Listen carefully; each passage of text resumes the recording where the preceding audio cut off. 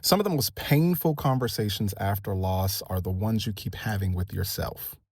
If I had just, I should have, I could have. And no matter how much time passes, those thoughts keep replaying. So, what do you do? What do you do when your mind won't stop rewriting the past? Before we go any further, if you've ever found yourself replaying moments and questioning what you could have, should have, or would have done differently, go ahead, like, share, and subscribe because someone else is stuck in those same thoughts and they don't know how to get out of them. Welcome to Sit With It. I'm Dr. Dandridge, and this is a space where we don't rush healing, we sit with it. And today we're talking about one of the most exhausting parts of grief, the should've, would've, could've thoughts. Because grief doesn't just affect your heart, no, it affects your mind. You start replaying conversations. You start replaying decisions. You start replaying missed moments, trying to make sense of something that can't be undone. I remember someone saying inside of my hospice interactions as a chaplain, I keep going back to that one moment. Like, if I think about it enough, I can actually change it. They talked about it. They talked about a call that they didn't make. They talked about something that they didn't say. They talked about a decision they wish that they could redo. And even though they knew logically they couldn't go back, emotionally, they were stuck there, replaying it, rewriting it, reliving it. And maybe that's where you are. Maybe you're caught in the loop of what if. Today, I want to walk through three things you can take with you as you navigate these thoughts inside of your grief journey. The first thing I want you to take with you is that these thoughts come from a desire for control. I want to start here today. Should have, would have, could have thoughts are your mind trying to regain control. The truth of the matter is that loss can feel sudden. It can feel unfair. It can feel out of your hands. So your mind goes back looking for something it could have changed. Because if something could have been different, then maybe the outcome could have been different too. But here's the truth. Not everything was in your control. Even if it feels like it should have been, not everything was in your control. There's a question I want you to take with you with this point. What are you trying to take responsibility for that may not have been fully yours to carry? I want you to sit with that for a minute. Put it inside of the comments, write it down. What are you trying to take responsibility for that may not have been fully yours to carry?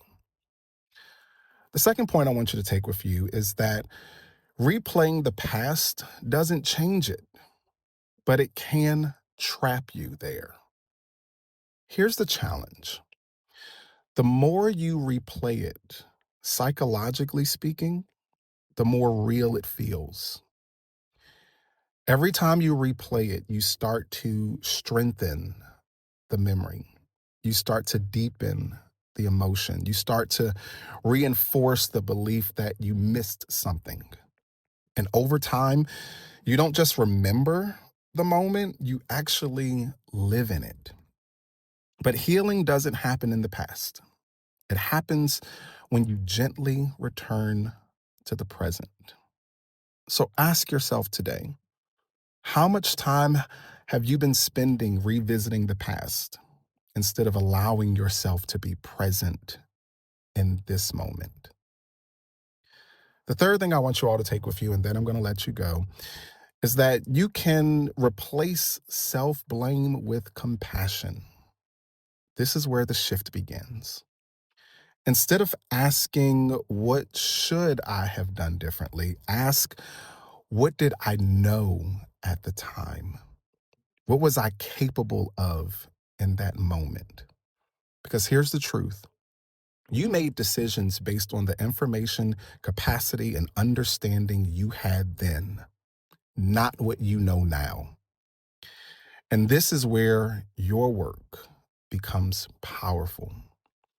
Because instead of staying stuck in regret, you create space to acknowledge what you wish was different. You create space to release what you can't change. You create space to speak what was left unsaid. And from there, you move from regret to reflection, from reflection to compassion, and from compassion, ultimately, to healing. The last question I want you to take with you, write this down, answer it inside of the comments. What would it look like to extend grace to yourself the same way you would to someone else? Let me ask you this and answer it honestly. What is the one thought that you keep going back to? And what is that one thought that starts with I should have, I would have, if I could have? Let's take a moment like we always do. Let's breathe in. Let's breathe out. Let's think about that moment you keep replaying.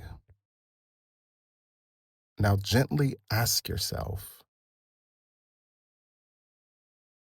what could I have done differently? And then I want you to gently say to yourself, I did the best I could with what I knew at the time. Sit with that, not as an excuse, but as truth. Family regret can feel heavy, but it doesn't have to define you. You're not meant to carry every what if forever. You're allowed to acknowledge it, you're allowed to learn from it, but then you're also allowed to release it. Not all at once, but over time.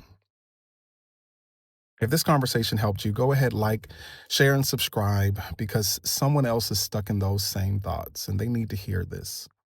And if you're ready to go deeper inside of your healing journey, I encourage you to check out my books, Designing Your Goodbyes and Sit With It. Both are available on Amazon. These resources are here to help you move from regret to healing with intention, clarity, and spiritual grounding. In closing, I want you to know, family, that healing doesn't happen when you rush it.